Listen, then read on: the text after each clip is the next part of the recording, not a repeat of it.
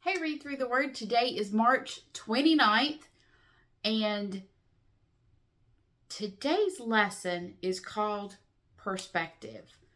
We're right here in the middle of Joshua, but the verse I've picked today is 1 Chronicles 6:54. It just says this: "This is the record of the towns and territory assigned by means of sacred lots to the descendants of Aaron who were from the clan of Kohath." Okay, I'm trying not to sneeze. So, but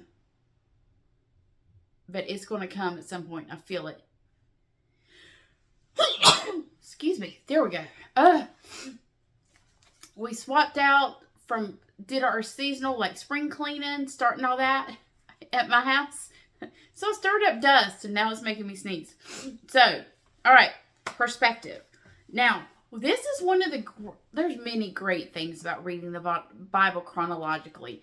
And whether this is your first time doing Read Through the Word with us, or this is 10 plus for many of you who've been doing this for 10 years, is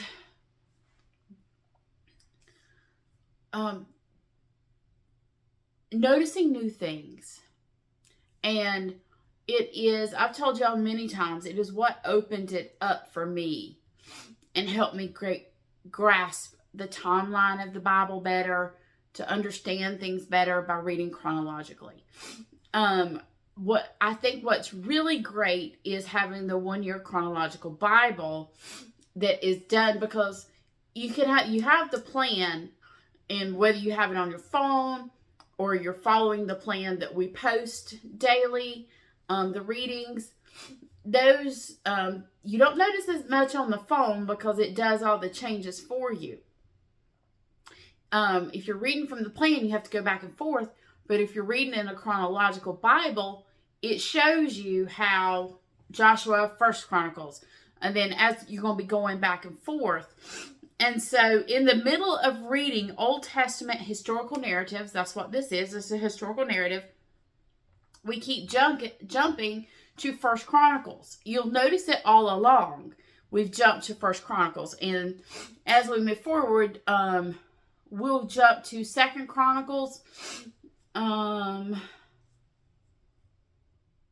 around 1 Samuel.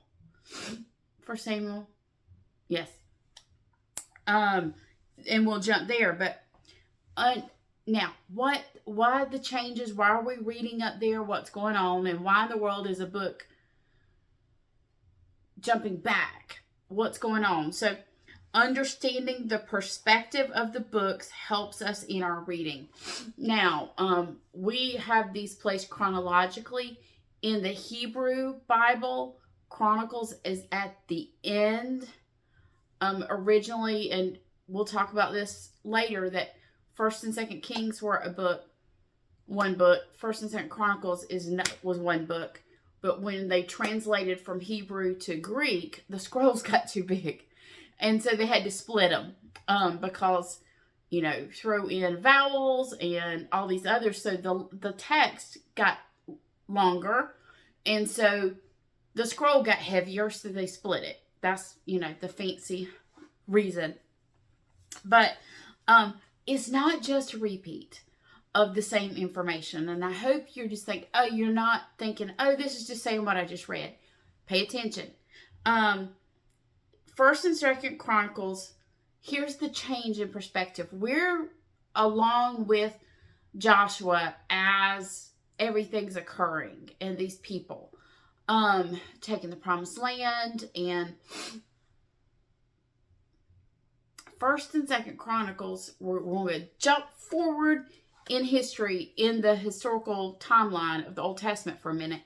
Remember, I referenced the splitting of the kingdom and Judah and all of that in my teaching the other day. Now, in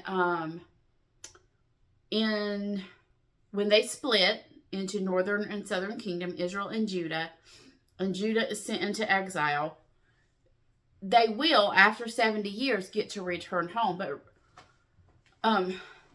you know how the next generation after 40 years is going into the promised land, and Moses had to say, remember, remember, remember. First and Second Chronicles is sort of that. Is catching up after exile, 70 years, and they get to go back home. This is catching them up in their history. But the concentration is going to be on the Davidic line, because that's the tribe of Judah. Remember, they're going to be faithful. And so it will tell the story of the throne, because there's going to come a king for it. And so First and Second Chronicles will have that perspective. They're not meant to be read as a history the way the other books are. So read them and see that there's something different, and there's some. I always say it's like it reads like if you were to read it straight through, it reads as an editorial. It sort of gives you a cleaned up version of some stuff by purpose, knowing these books already exist when those are written. And so they don't need to retell the story, but they're summarizing. They're meant to summarize all of the Jewish scriptures while also pointing to the throne of the Davidic covenant. Because when those people are sent into exile and they come back, they've been away from home. They don't know what's going on. And, is God done with us? They need a reminder that God keeps covenant and that he keeps his promises. So First and Second Chronicles are a reminder of God's covenant and the covenant throne, which is the throne of Judah. But it is, they are meant to help those people, the original audience, reflect, and us as well when we read, to reflect on the whole history of God's people and point us to a king who would come and make everything right. See, we're on the other side of this book. Imagine you've been sent away from home. You come back. Is God done with us? We have no temple, and the temple's going to be rebuilt. Is what's going on? Is God done with us? They need a summary, a reminder of this was God promises to his people. This is how he fulfilled it. And that God's made a promise. Then there's coming a king.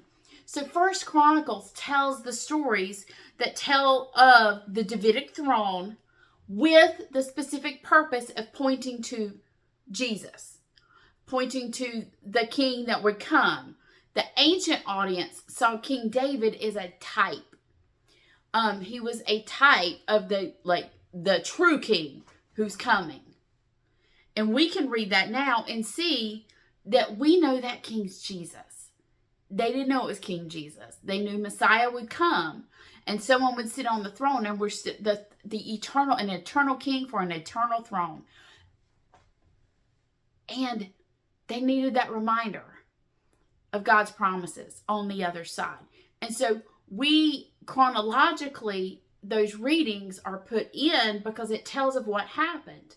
But that's why it's so far, is the change of perspective.